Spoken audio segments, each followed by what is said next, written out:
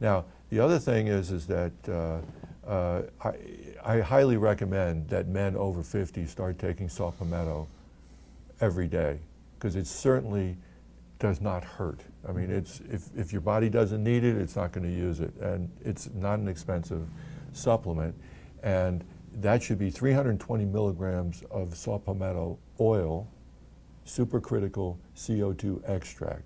And there are a number of ways to take the saw palmetto out of the berry.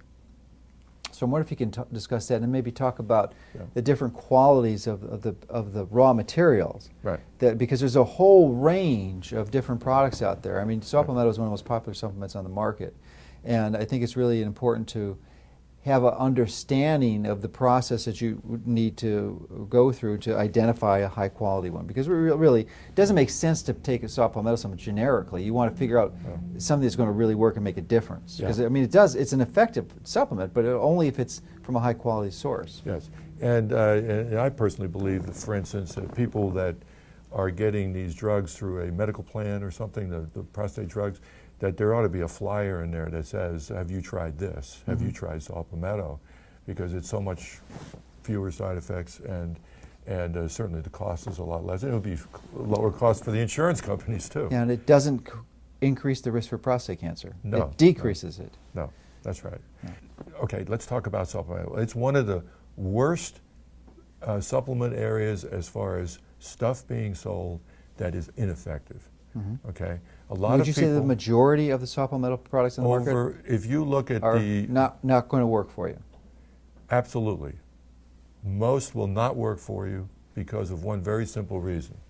Somebody had the bright idea a few years ago to take dried saw palmetto berries, picked in Florida, and grind them up and put them in a capsule. Now the berries themselves, those are so-called green berries, do not have a lot of oil in it, maybe 8–9% oil. So if you put 300 or 500 milligrams of green berry powder in a capsule, you're only going to get 35 milligrams of oil. Whereas the right dose, the clinically trialed dose, is 320 milligrams. So literally 90% lower than it should be. Right. And almost all the supplements that are mass market supplements, if you go to the various mass market stores or drug and food stores, it'll say Sierra Repens 320 milligrams as berry. Okay, well that's not 320 milligrams of oil.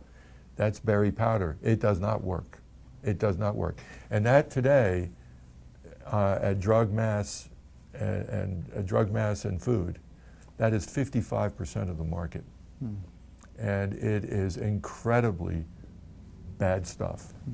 Okay. Well, bad from the perspective that it probably won't work. It gives people false hope. False hope, and they're spending their money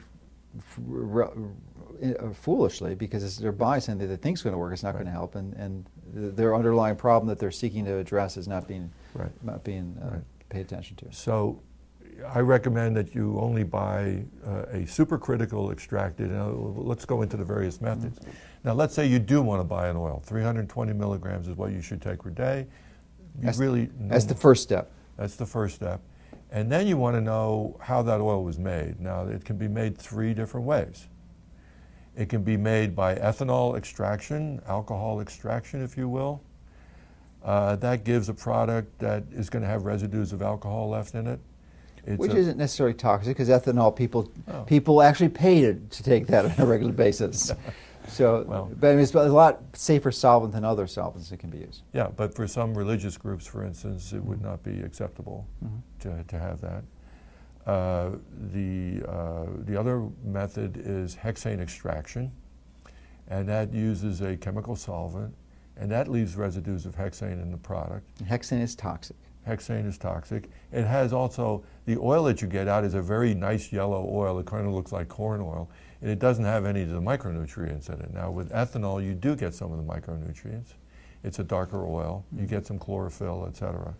And the third method is, and this method is then used by the companies that are leading companies in this area, and is the supercritical CO2 extraction. That is liquid carbon dioxide, very similar to the process that's used to decaffeinate coffee today, whereas years ago they used to use chlorinated solvents. Today they use supercritical CO2. Now what supercritical CO2 does, especially ultra high pressure supercritical CO2, is it forces the liquid carbon dioxide into the berry powder. It extracts it out, and the higher the pressure, the more micronutrients that you're going to get out of this. Micronutrients being lutein, lycopene, small amounts of lycopene, zeaxanthin, chlorophyll.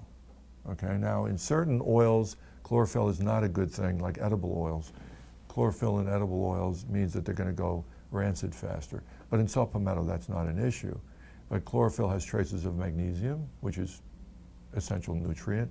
It also, the chlorophyll molecule itself is a good molecule. That's why you eat green things, that sort of thing. Okay, so the premium saw palmetto oils are, the ultra premium are organic, supercritical extracted saw palmetto oils.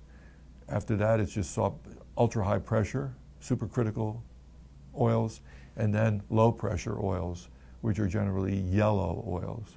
Now the oils that what color is the supercritical CO2?